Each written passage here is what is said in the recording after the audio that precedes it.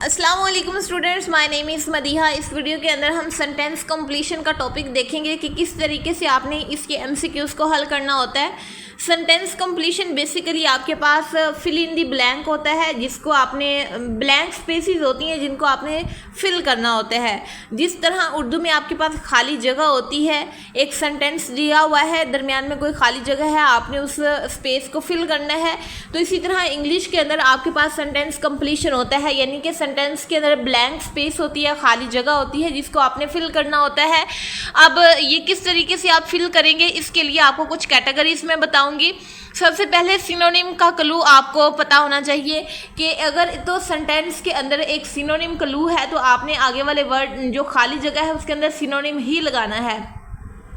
इसकी पहले डेफिनेशन मैं आपको बताती हूँ। The sentence uses a word or phrase that has a similar meaning to the missing word. Look for words like or that is or in other words, यानी कि synonym की तरह का आपने वर्ड लगाना होता है खाली जगह के अंदर। For example, the teacher explain the rule using clear और डैश वर्ड्स। क्लियर के बाद आप देखें क्लियर का सिनोनिम क्या होता है, सिंपल। तो क्लियर सिंपल वर्ड्स। तो इस तरह आपने पहले सेंटेंस को पढ़ना है। पढ़ने के बाद अगर आपको इस तरह का कोई वर्ड नज़र आ जाता है, और डैट इज़ और इन, तो ये आपके पास क्लू होता है कि यहाँ पे कोई ना कोई सिनोनिम आएगा। तो यहाँ पे सिनोनिम हमने लगाया सिंपल, तो हमारे पास ये सेंटेंस कंप्लीट हो गया। बिल्कुल इसी तरह Bilal is very polite student, in other words he is exponentially dash. तो जो पोलाइट होता है पर्सन, वो रिस्पेक्टफुल भी होता है। तो जो भी इंसान है, चाहे स्टूडेंट है, उसका बिहेवियर अगर पोलाइट है तो वो हर एक पर्सन उसकी रिस्पेक्ट करता है। तो इसका हमने क्या लगाया, इसका सिनोनिम लगाया रिस्पेक्टफुल। तो चूंकि हमने पीछे वाले सेंटेंस को पहले पढ़ा के पीछे लिखा क्या गया हुआ है, फिर उसके अकॉर्डिंग हमने यहाँ पे अपनी ब्लैंक को फिल कर दिया। इसी तरह एक और सेंटेंस कंप्लीशन के अंदर तरीका आता है इसको कंप्लीट करने का है, वो है रीस्टेटमेंट क्लूज। रीस्टेटमेंट के अंदर क्या होता है, the second part of the sentence directly explains or defines the first part allowing you to fill in the blank logically. यानी कि ये एग्जाम्पल है, इसके अंदर पहला हिस्सा अब बताया गया है, दूसरे हिस्से के अंदर सिंपल इसी पहले हिस्से को हमने रीस्टेटमेंट किया है, यानी दोबारा से इसको डिफाइन किया है, रीडिफाइन किया है। एग्जाम्पल को हम पढ़ते हैं। Since Ali never tells lie, यानी कि अली कभी झूठ नहीं बोलता। We all know he is highly honest. तो जो पहले वाली बात है ना कि वो कभी झूठ नहीं बोलता, उसी बात को आगे रिपीट किया है, रीस्टेटमेंट लिखी है कि वो ऑनेस्ट है। ऑनेस्ट का मतलब यही है ना कि वो झूठ नहीं बोलता। बेसिकली आपके पास जो सेंटेंस कंप्लीशन होता है, ये पूरी की पूरी ग्रामर इसके अंदर आ जाती है। सेंटेंस ये कुछ हिस्सा लिखा है, ये कुछ हिस्से लिखा है, यहाँ पे आपने ब्लैंक है, इसको फिल करना है। तो पूरी ग्रामर में से कोई भी क्लू आपको दे सकते हैं। जब आपने ग्रामर के बाकी सारे टॉपिक्स कर लिए तो ये वाला टॉपिक करना आपके लिए बहुत आसान हो जाएगा। आपको इसको अलग से याद करने की ज़रूरत ही नहीं पड़ेगी। बेसिकली इसके अंदर आपकी सारी ग्रामर रिवाइज हो जाएगी। तो बहरहाल हम इसके आगे वाली कैटेगरी की तरफ बढ़ते हैं। इसके अंदर एंटोनिम और कंट्रास्ट भी दिया जा सकता है। एंटोनिम यानी कि उसका उल्ट लफ्ज़ हमने बताना होगा, और अगर हमें इस तरह के लफ्ज़ मिलेंगे like, but, however, yet, instead, unlike, तो हमें ये क्लू मिल जाएगा कि यहाँ पे हमने एंटोनिम लगाना है। For example, unlike his quiet brother, Usman is extremely talkative.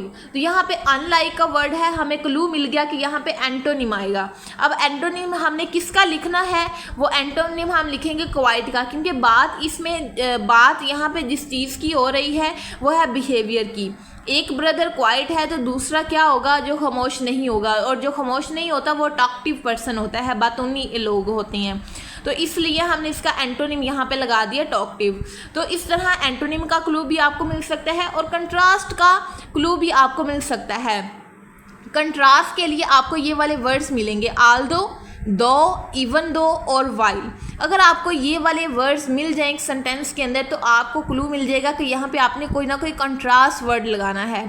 Aldous she practised daily, यहाँ पे आल्दो शुरू में आ गया, इट्स मीन कि यहाँ पे कंट्रास्ट आएगा, यानी प्रैक्टिस डेली करने से कोई पर्सन जो है वो पास हो जाता है ना, तो इसका कंट्रास्ट आएगा, यानी वो फेल हो गया। She still felt nervous before the match, यानी कि उसने प्रैक्टिस भी डेली की, इंसान को कॉन्फिडेंट होना चाहिए था अपनी प्रैक्टिस पे, बट शी फील्स नर्वस। तो इसका हमने कंट्रास्ट वर्ड लिखा यहाँ पे नर्वस। तो इस तरह करके आपने अपने सेंटेंस को कंप्लीट करना होता है। आगे आपको कॉज एंड इफ़ेक्ट का रिलेशन भी दे सकते हैं, यानी कि एक पार्ट के अंदर कॉज बताई गई है, एक्शन बताया गया है, और दूसरे पार्ट के अंदर उसकी आउटकम यानी कि उसका इफ़ेक्ट बताया गया होगा, उसका रिजल्ट बताया गया होगा। तो इसके लिए जो वर्ड्स जो आपने याद रखने हैं, यानी जो की वर्ड्स हैं जिसकी वजह से आपको पता चल जाएगा कि यहाँ पे कॉज एंड इफ़ेक्ट को हमने यूज़ करके सेंटेंस को कंप्लीट करना है, वो ये वाले अल्फाज हैं। बिकॉज है, सिंस है, देयरफॉर है, सो है, एज ए रिजल्ट है, एंड कॉन्सिक्वेंटली है। ये ऐसे अल्फाज हैं जो कि हम पहले रीज़न बताते हैं, फिर जब हमने आउटकम बतानी होती है तो फिर हम ये वाले वर्ड्स इस्तेमाल करते हैं। जैसे because the rain was pouring heavily, our outdoor sports session was cancelled. तो इसमें आप देखें बिकॉज का वर्ड इस्तेमाल हो गया, तो इट्स मीन कि एक रीज़न है कि रेन ज़्यादा हो रही थी, इस वजह से जो आगे है इफ़ेक्ट इसका क्या हुआ, तो जो इफ़ेक्ट हुआ वो आपने सेंटेंस को कंप्लीट करते वक्त वहाँ पे ऑप्शन लगा देना है। अब आपको ना 4 MCQs, ये एक MCQs की स्टेटमेंट है, नीचे 4 ऑप्शंस दिए जाएंगे, तो उस ऑप्शन में से आपने एक सूटेबल वर्ड ढूंढना होगा, और उस सूटेबल वर्ड को ढूंढने के लिए आपको ये जो 2-3 कैटेगरीज हैं, लाइक कॉज एंड इफ़ेक्ट है, एंटोनिम कंट्रास्ट है, और आपके पास ये जो वर्ड्स हैं इनका आपको पता होना चाहिए, तो आप इजीली इन क्वेश्चंस को हल कर लेंगे। जैसे कि मैंने आपको शुरू में बताया कि ये बेसिकली आपकी पूरी ग्रामर में से फिल इन दी ब्लैंक्स है, पूरी ग्रामर का टेस्ट है। तो इसके अंदर आप किसी भी आपके पास से किसी भी टॉपिक को लेके वो सेंटेंस कंप्लीशन दे सकते हैं कि यहाँ पे ये सेंटेंस है, ये हमने ब्लैंक लगा दिया है, यहाँ पे आप इसको फिल करें। तो आप सेंटेंस को पढ़ेंगे, अगर आपने सारे टॉपिक याद किए होंगे तो आप इजीली इस सेंटेंस को कंप्लीट कर सकेंगे। तो ये जो मैंने आपको बताया है ये इसका थोड़ा सा प्रैक्टिस चार्ट है। आप पहले ये सेंटेंस पढ़िएगा और उसका ये क्लू देखिएगा, फिर आपको इसका करेक्ट आंसर मिल जाएगा। ये आपकी प्रैक्टिस है। आपने सिर्फ ये इस चीज़ का स्क्रीनशॉट लेना है, इसको अपनी कॉपी पे लिखना है और ये सारी चीज़ें आपने खुद लिखनी है। ये जो ऊपर वाले हैं ना, क्लू, रिलेशन, टाइप और करेक्ट आंसर, ये आप अपने कॉपी पे लिख लीजिएगा, लेकिन ये जो चीज़ें नीचे हैं ये आपने ज़ुबानी लिखनी है। और अगर आपको किसी भी चीज़ की समझ नहीं आई तो आप कमेंट करके पूछ सकते हैं। और अगर आपको किसी भी चीज़ के अंदर कन्फ्यूजन होती है तो आपने सिंपल क्या करना है, इसको इन सारी चीज़ों को पहले कॉपी पे लिखना है, कॉपी पे लिखना है। और दूसरी चीज़ आपको जो मैंने पीछे सारे टॉपिक करवा दिए हैं बेसिक ग्रामर के, वो आपने करने हैं। जैसे ही आप ये 2 काम कर लेंगे तो आपको ये टॉपिक नहीं भूलेगा। आपने पहले सेंटेंस कंप्लीशन की डेफिनेशन देखनी है अच्छे से कि इसके अंदर बेसिकली ब्लैंक स्पेस, खाली जगह होती है, इसको आपने फिल करना होता है। उसको फिल कैसे करना होता है कि आपने कॉन्टेक्स्ट को देखना है, लॉजिकल रिलेशनशिप को देखना है कि सेंटेंस में क्या लॉजिकल रिलेशनशिप आ रहा है। फिर जो आपको 4 ऑप्शंस दिए गए होंगे उनके अंदर से आपने मोस्ट सूटेबल वर्ड या फिर फ्रेज को ढूंढना है और वहां पे लगा देना है। और ये जब आप डेफिनेशन इसको इस तरीके से ज़ुबानी कर लेंगे, यानी डेफिनेशन के अंदर जो छोटे छोटे वर्ड्स हैं ना, ये इसके अंदर क्या होना है, जब आप उनको ज़ुबानी याद कर लेंगे तो आपके लिए टॉपिक करना आसान होगा। इसके बाद आपने ये वाली एग्जांपल्स करनी है और ये एग्जांपल्स के अंदर लिखा हुआ है आगे कि इसमें के अंदर क्या हो रहा है, कंट्रास्ट शो हो रहा है। इस वाली एग्जाम्पल के अंदर क्या है, कॉज एंड इफेक्ट शो हो रहा है। इस वाली एग्जाम्पल में क्या हो रहा है, रीस्टेटमेंट शो हो रही है। इस वाली एग्जाम्पल में क्या हो रहा है, ऑपोजिट चॉइस शो हो रही है।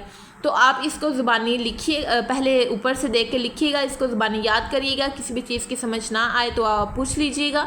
मिलते हैं नेक्स्ट वाले टॉपिक की वीडियो में, तब तक के लिए अपना ख्याल रखिएगा। अल्लाह हाफिज़।